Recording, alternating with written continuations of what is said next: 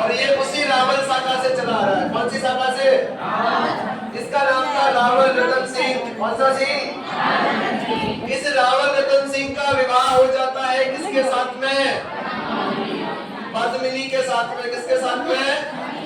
पद्मिनी के साथ में या पद्मावती के साथ में, कुछ भी कह सकते हो ना। तो पद्मिनी के साथ में इनका विवाह हो जाता है। और जब विवाह होता है उस समय पर क्या होता है?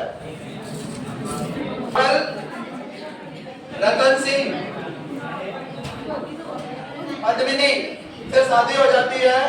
और शादी होने के बाद में ऐसा कहा जाता है ये बेहद सुंदर हुआ करती थी भाई। कैसी?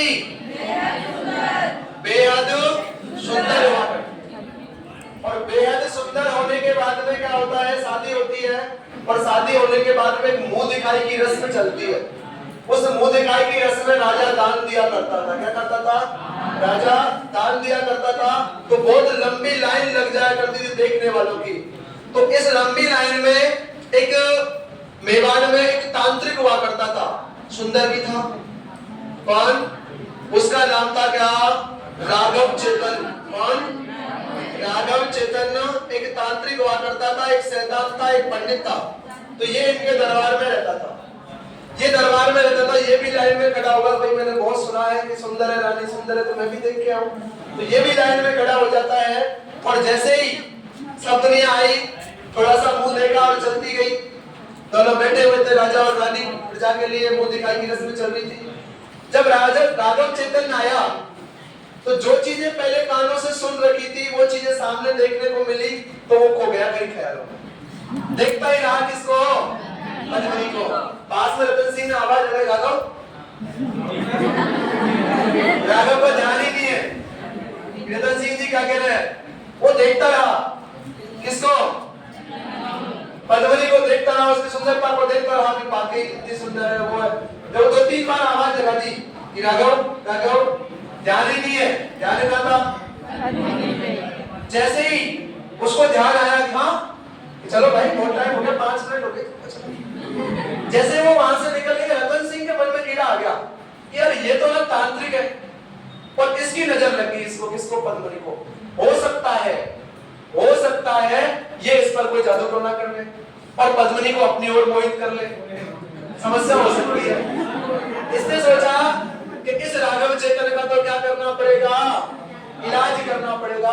तो इसका इलाज करने के लिए वो प्लानिंग बनाता है। और प्लानिंग जो क्या बनाता है, इसको देश निकाला दे देता है। किसको? राघव चेतन को। छोटी सी गलती पर देश निकाला दे दिया जाता है।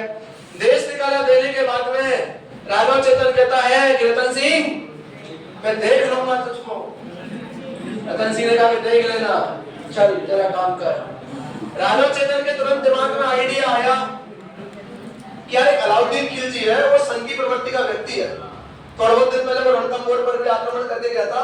अपन उसके पास में चलते उसको भड़काते नमक मिर्ची लगा के। ये यहाँ पर आया भाई। कौन? राघव चेतन ने आया किसके पास? अलाउद्दीन खिलजी के पास। और आकर के यहाँ महाराज की जय हो। बिल्कुल राघव चेतन किसके पास पहुंचता है? अलाउद्दीन खिलजी के पास पहुंचता है। और अलाउद्दीन खिलजी के पास में पहुंचने के बाद कहता है कि महाराज की जय हो। इसने कहा जीते रहो। कौन? कभी मेवाड़ के शासक राजा रतन सिंह का, वहां पे दरबार का दरबारी पंडित राघव चेतन। ठीक है भाई, इतने काले वाले कपड़े कैसे पहन रखे हैं कि मुझे मेवाड़ से निष्कासित कर दिया गया, मैं आपकी शरण में आया हूँ। ठीक है, स्वागत है तेरा, रह सकता है यहाँ पे। कि और बताओ क्या हाल चाल चल रहे? कि बस ईश्वर का दिया हुआ सब है, मेरे पास में बहुत बड़ा साम्राज्य, दिल्ली का शासक हूँ, बहुत सुंदर चिमना बेगम है, कोई समस्या नहीं है। हाँ भाई, जो चीज जितनी उपलब्ध होती है उसकी सुंदरता वहां तक तो वैलिड रहती है। इसने कहा नहीं, तेरे पास में इस दुनिया की सुंदर बेगम नहीं है। नहीं, मेरे पास में दुनिया की सुंदर बेगम है। कि भाई तू बावड़ो होगा, तेरा दुनिया देगी वो नहीं। दुनिया में उससे भी सुंदर कोई है? कि असंभव, कि मेरी गर्दन काट देना माई का है। किसने कहा? किसको कहा? कि इतनी सुंदर महिला मैंने मेरे जीवन में कहीं नहीं देखी। यदि वो पानी भी पीती है तो गले में उतरता हुआ नजर आता है। किसने कहा? किसको कहा? अलाउद्दीन खिलजी खड़ा हो गया कि नहीं यार ऐसा तो नहीं है, कि नहीं ऐसा है, तो उस महिला को तो मैं प्राप्त करके रहूंगा। भाई मैं दिल्ली का शासक हूं, शासक के लिए कोई चीज असंभव नहीं हुआ करती थी। उस महिला को मुझे प्राप्त करना है, तो प्राप्त करने के लिए तो राघव चैतन्य कहता है कैसे प्राप्त कर लेगा? वो राजपूत है, मर जाते हैं पर देखते नहीं किसी महिला को ऐसे कि राजपूत में अभी 2-4 दिन पहले युद्ध करके आया एक राजपूत से, उसकी भी अगर तोड़ के आया मैं होता ना रणथंभौर में हमीरदेव चौहान, उसका भी नाम चला करता था। ठीक है तो वेलकम, चलते हैं अपन। कहां पर मेवाड़ में। तो रतन सिंह को राघव चेतन किसको भड़का देता है? क्योंकि राघव चेतन को अपना खुद का बदला लेना था, किससे? और किसी प्रकार से अलाउद्दीन खिलजी को युद्ध के लिए तैयार कर लेता है और ये आ जाता है कहां पर? चित्तौड़गढ़। और ऐसा कहा जाता है कि 2-4 महीने तक ये डेरा डाले रहता है, लेकिन चित्तौड़गढ़ में कोई भी युद्ध की आशंका प्राप्त नहीं होती है। फिर वो कहता कि कोई बात नहीं, मुझे तुम दिखाई दो, मैं तो देख के ही चला जाऊंगा, बस इसको पद्मिनी को दिखा दो। कुछ इतिहासकार बताते हैं कि उसको पानी वगैरह में दिखाया जाता, कोई कहते नहीं दिखाया जाता। फिर लास्ट में वो संधि करने के बहाने बुलाता है किसको? रतन सिंह को। वहां पर चल करके बाद में युद्ध होता है और युद्ध में कौन मारा जाता है? रतन सिंह मारा जाता है। कौन मारा जाता है? इसके वीर सेनापति कौन भी मारे जाते हैं? ये भी मारे जाते हैं। इसके बाद में वो ढूंढता है कि पद्मिनी, तो पद्मिनी लगभग 1600 रानियों के साथ में क्या कर लेती है? जौहर कर लेती है। रतन सिंह जी क्या करते हैं?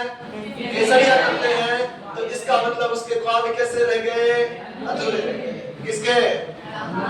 इस बात की जानकारी हमें कहां से मिली? तो ग्रंथ है, उस ग्रंथ का नाम है पद्मावत। कौन सा ग्रंथ? और उस पद्मावत ग्रंथ के लेखक कौन है? उसका नाम है मलिक मोहम्मद जायसी। कौन है?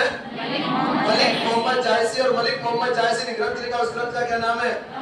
पद्मावत। कौन सा ग्रंथ? और इस पद्मावत ग्रंथ में ये सारी जानकारी बताई गई है। पहली बात तो ये जो अलाउद्दीन खिलजी साम्राज्यवादी नीति का तो हुआ करता ही था। दूसरी बात भड़का दिया किसने? राघव चेतन ने। तो इस प्रकार से चित्तौड़गढ़ का पहला संघ क्या हुआ? कंप्लीट हुआ।